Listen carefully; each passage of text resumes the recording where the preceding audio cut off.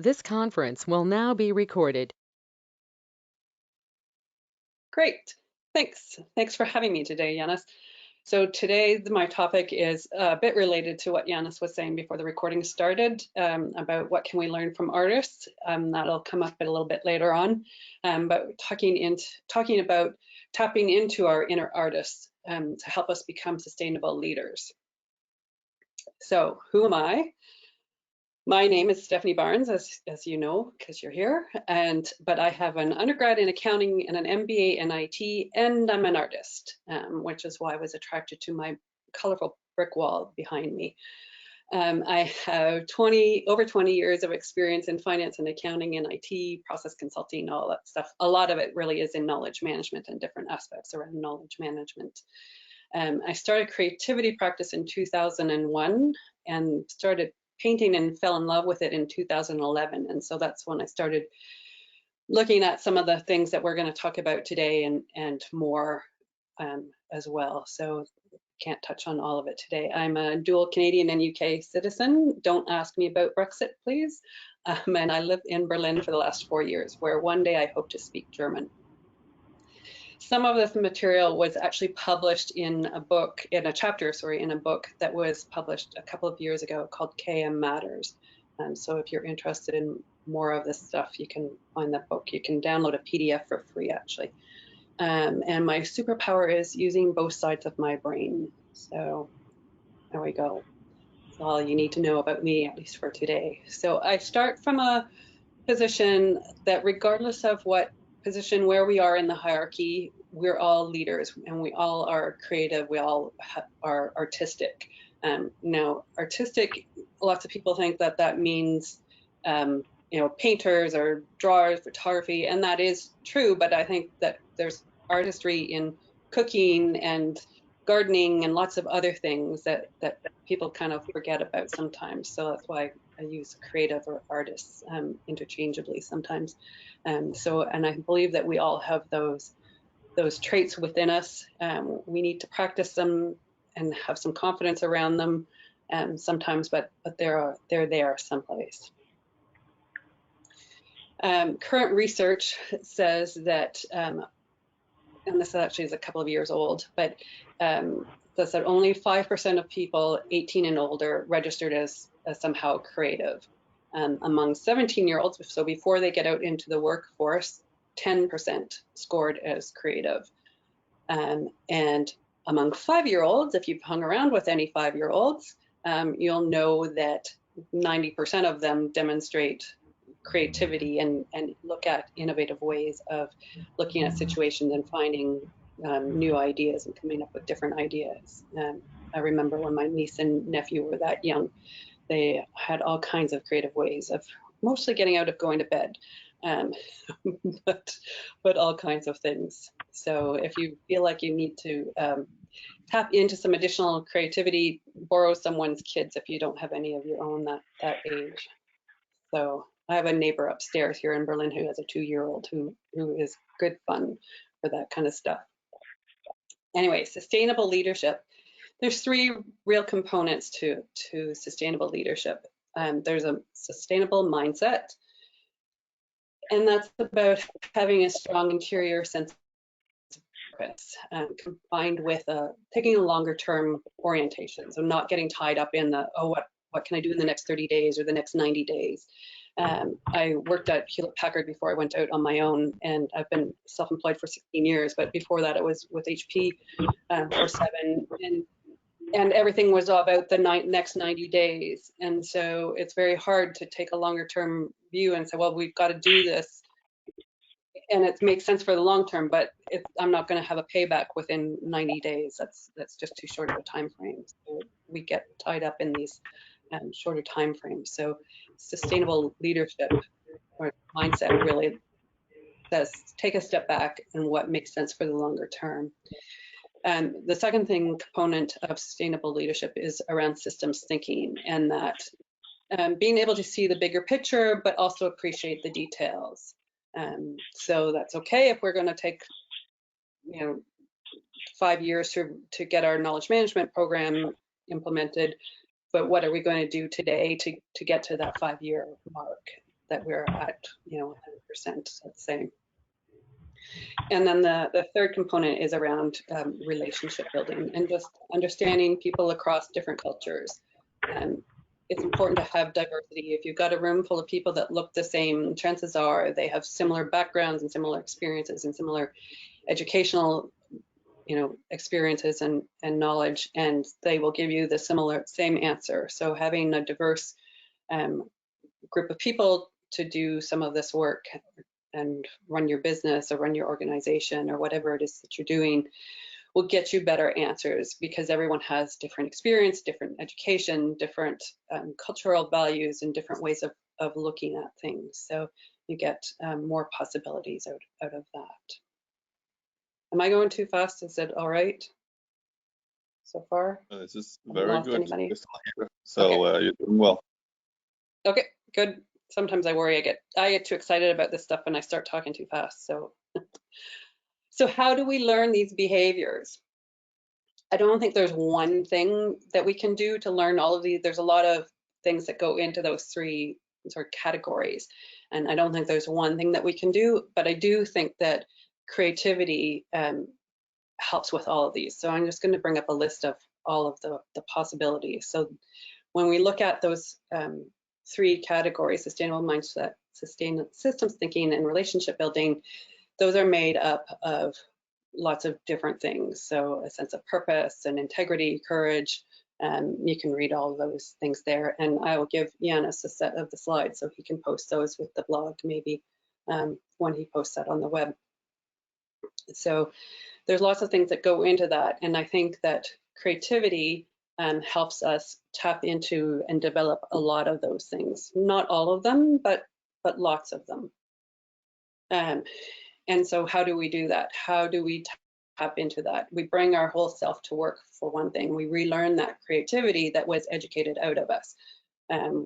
We all got so caught up at whether we're talking about high school or university or college, we all get caught up in giving the teacher the right answer, the professor, the lecturer, whatever, the right answer, so that we get a good mark, so that we get a good job. And we forget about our critical thinking in a lot of cases, and definitely our creativity and coming up with new and innovative ideas. So we need to bring our whole selves to work and re-educate ourselves and bring some life back into that creativity. And we need to find opportunities to build those skills and be more conscious and purposeful around sustainable leadership within ourselves and helping our colleagues and the people within our organization do the same. The first thing, of course, is ourselves. Just like on the airplane, you have to put the oxygen mask over yourself first before you help anybody else, because if you can't breathe, you're not much good to anybody else. So we look at ourselves first and look at how we can improve our own creativity, and then start to look at how we can bring it to our peers and our organizations. So, and in this is where we can learn something from artists around being curious and having passion and tenacity. Just keep going, keep trying, having confidence and having resilience.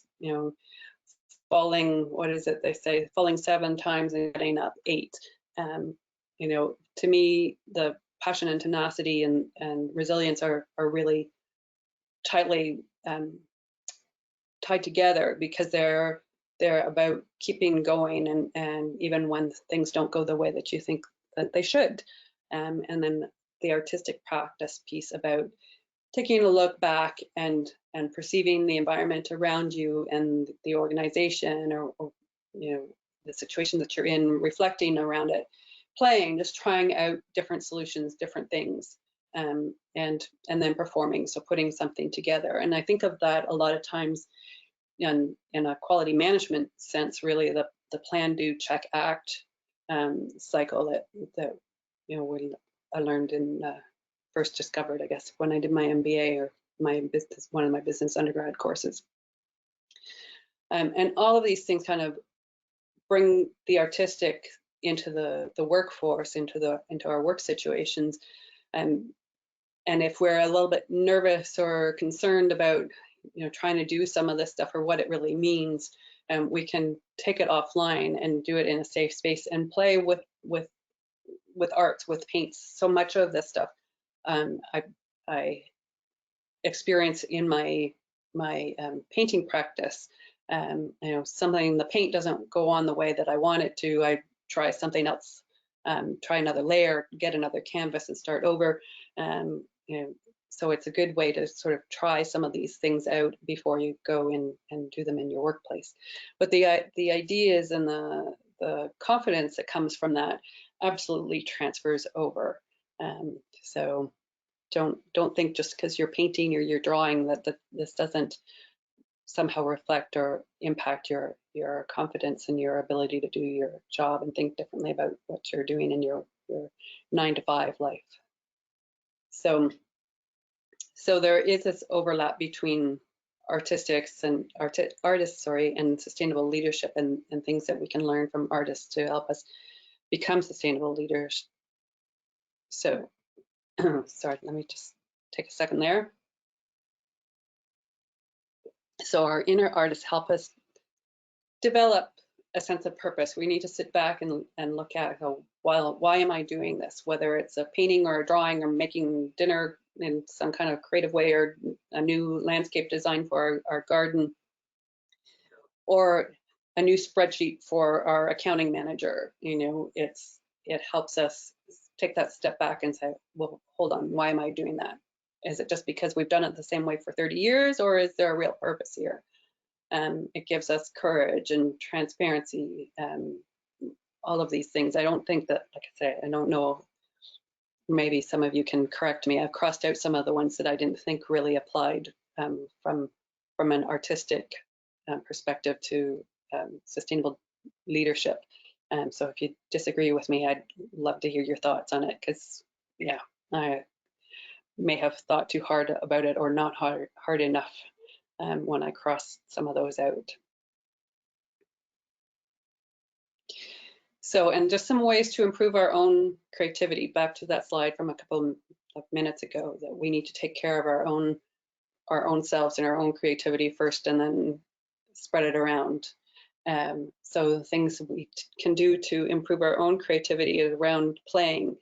And I've seen lots more about playing in the workplace now, and there's Lego serious play, but there's other things too, bringing theater and improv into class, into workshops and corporate events and things.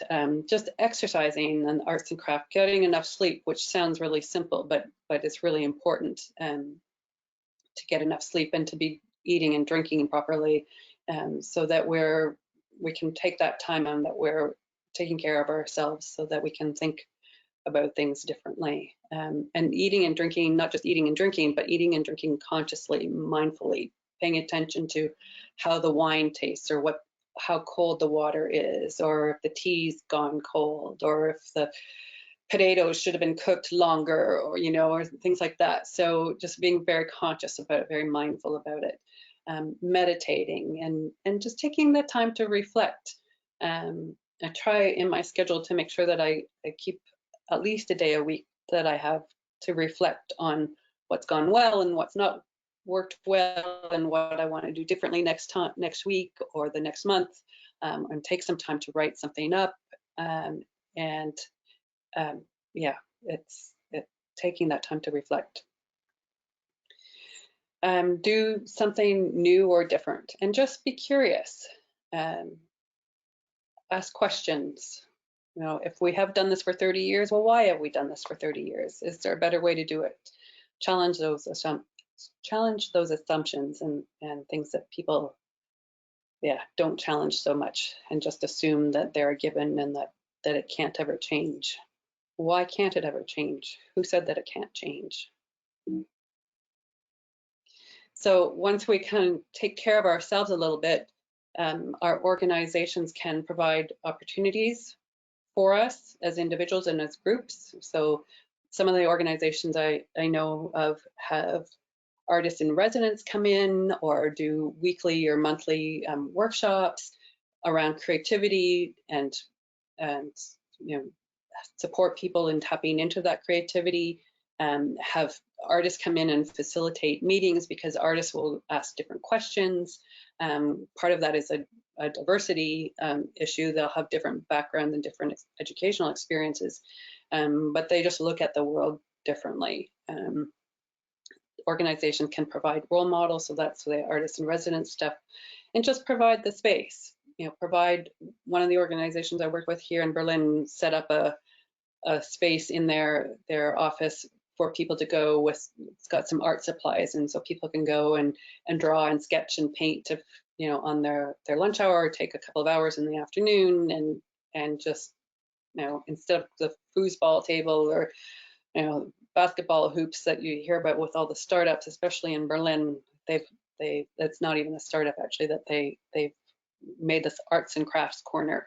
And so their staff go and do it, and it helps them relax and think about things differently, and lets things percolate in the back of their mind for a couple of hours before they go back and challenge whatever the next obstacle is at their desk. So more specifically, our organizations can do these weekly workshops, weekly or monthly or bi-weekly, whatever makes sense for the organization. Help people learn creative problem solving methods, critical thinking, help them to challenge the status quo. This is a good thing, challenging the status quo. Lots of organizations think they don't have time for that, but do you really have time not to? You need the time. It's better to do it right the first time than to take 6 or 7 shots at it and get it wrong, just because you don't want to take the time and sit back and think about it in the first place. Coach how to apply artistic practices, and coach individuals and teams. And this number 5 is one that I really like to see when I go in the office or into offices. It doesn't happen very often, but to have a display area for the artwork that is created within a workshop or within these weekly programs or monthly programs that they're running, so that people can see that creativity and innovation, these things are important to the organization, and that they're willing to put the effort in to help people tap into that and to relearn that creativity, because it has other benefits as well, of course. So a lot of this material, these are just a couple of references, have come from a PDF. That's the link is there if you want, and a book by a couple of authors here in Germany. There's an English version. It's called Creative Company. It's out in German right now, but there's an English version that will be coming out later in the year, so which I'm quite excited about. So thank you for that, and that's me in front of one of my paintings, and I just like that picture, so I put it on the end of my slide deck. But it's Thank you very much, Stephanie. You're welcome. So a lot of good stuff in there. As usual, we do have some time for Q&A. Perhaps as the first one, without any forewarning, I can pass it over to our friend joining us from Florida, Matt Garaby. Are you there? The reason that I'm passing it on to Matt, just giving him a few seconds to unmute if he can. Yeah. Hey everyone. It's still morning here, so a little slow on the get up. Yeah, that's all good. As I've worked with you now for a couple of years, I'm slowly but truly also discovering that you're also somewhat of an artist, and more specifically a musician. So I was curious, perhaps if you could do the initial reflection on sustainable leadership and that overlap. Yeah, I think Stephanie talked about. Happy to do it. Stephanie, thank you so much. This was really enlightening, and I think the idea of having a creative space and a safe creative space for people to engage in passions, engage in connections in the workplace, enriches our connections in the workplace. I'm wondering if you can talk a little bit about generational divides and maybe not divides, but just generational layers inside organizations. I think we had some interesting discussion with someone from I think it was one of the museums in Brooklyn. I think it was a Brooklyn Museum of Art. Is that correct? Or Modern Museum of Art, Giannis? But we had someone that did a presentation, was also attending or had attended the Brooklyn event that Giannis put on last year, and I think we talked a little bit about, Gen Z, Gen X, how the generational relationship and expectations in the workplace are transforming. And I think art was front and center with that as well. And I'm just interested on your take, and how do you see the relationship with, or maybe even the expectation of having this creative freedom, having this kind of a culture inside organizations, if you have any insight around that, and what you're maybe seeing through your own lenses relative to generations.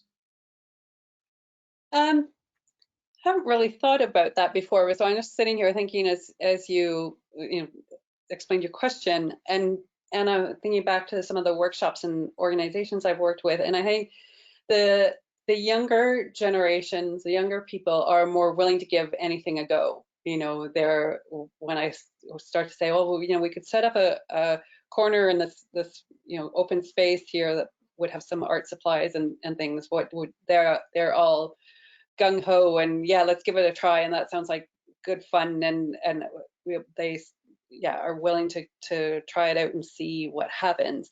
I think the older workers are a little bit more hesitant, and I think that comes back to the stats that I shared at the top, that we kind of unlearn this creativity. So by the time you've been in the workforce for 20 or 30 years or more, then you kind of become, in some cases, not all, because I'm nearing those numbers myself these days, but and I'm always game for something new.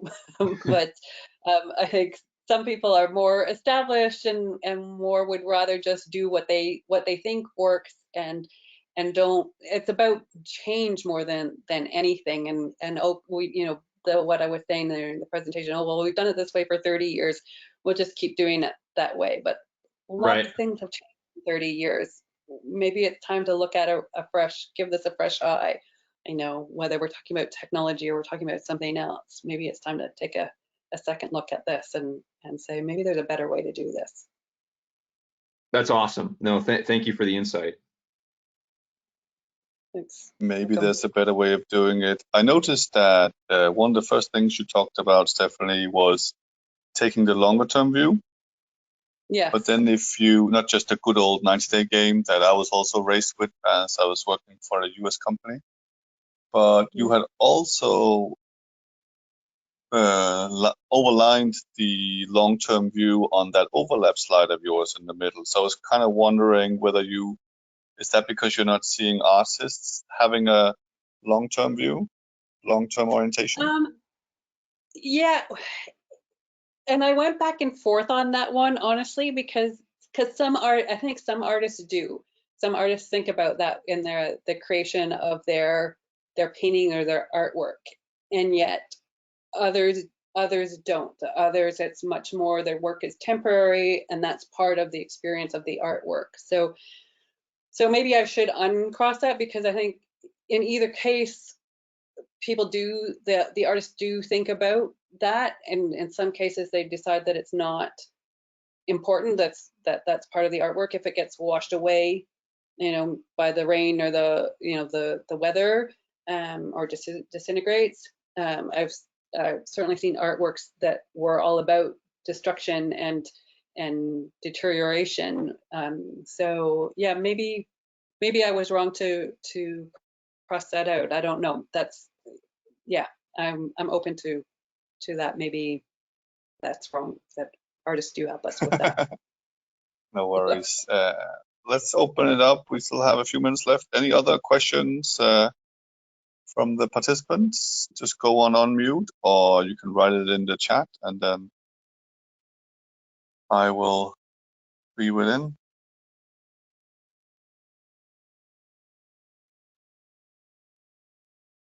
Let's see. So I can add another one, Stephanie, that I thought was kind of interesting in 2020 is this point of ourselves first and others. Mm-hmm. Can you elaborate a little bit on that? Oh yeah, I think for that I don't know where that slide went. it's always struck me, you know, I'm not going to find it. Anyway, sorry, it doesn't matter.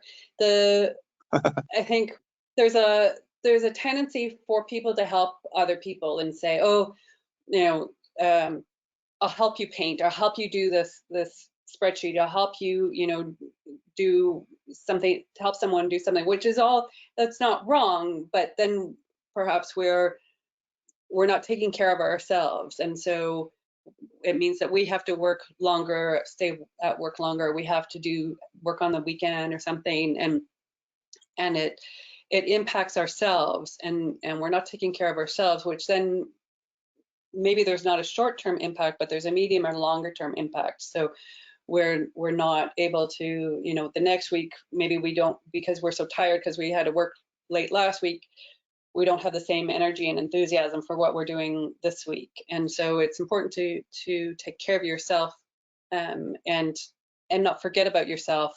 I'm not saying be totally selfish and not help anyone ever, but just be aware of boundaries, and do what's best for, you know. And I like the example of the airplane.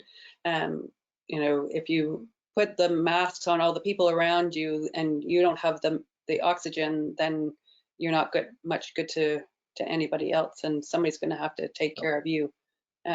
So I know there's got to be a balance there. That's true. Anybody else on the overlap between work and artists, or any other in terms of the reflection? I did have a quick comment that came in here from Hilary Marsh on how to apply principle like this to consulting practices with clients. And I think that's exactly what you do, Stephanie. It is. Thank you, Hilary. Then that's not a plant, because that's exactly what I do. And it's so much fun. And I will admit to being a little nervous the first time I did it, but I go in, and when I do a workshop, and it doesn't matter if I'm doing a business analysis workshop, you know, for some IT requirements analysis, or what, a strategy workshop, I bring my paints with me and my creativity things with me, and we use it throughout the workshop. It makes people a little bit uncomfortable, I will say. You know, the first time I put the paints out and the pencil crayons and the paper out to do the scribble drawings, which is a little game that I play at the very beginning of a workshop often, people were a little kind of thinking, what's this crazy woman consultant doing? But they're good fun. It makes people a bit uncomfortable, makes them think differently. It also really shifts the energy in the room. So the requirements analysis workshops that I do as part of a lot of the knowledge management work that I do can get quite intense and quite process intensive, and very focused, and are really energy draining. So doing these little creativity things throughout the 2 or 3 hours that we're together helps people re-energize, but it also helps them look at things a little bit differently, because it takes their mind off of the process that we're dealing with, or the requirements, or whatever the question is that we're dealing with at that particular time. So having those little kind of mini breaks helps people think differently and come up with different solutions. And it's really interesting to see, and it's fun, really, honestly. And people go back to their desk and think, oh, that wasn't just a boring same old strategy workshop that we always do. That I actually had fun, and I learned something and contributed, and we came up with a better solution than I thought we would ever have come up with. So yeah, it's good fun. Is that a good enough answer, Hilary?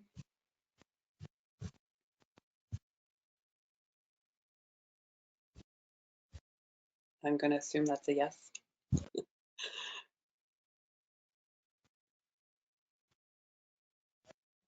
Anybody else?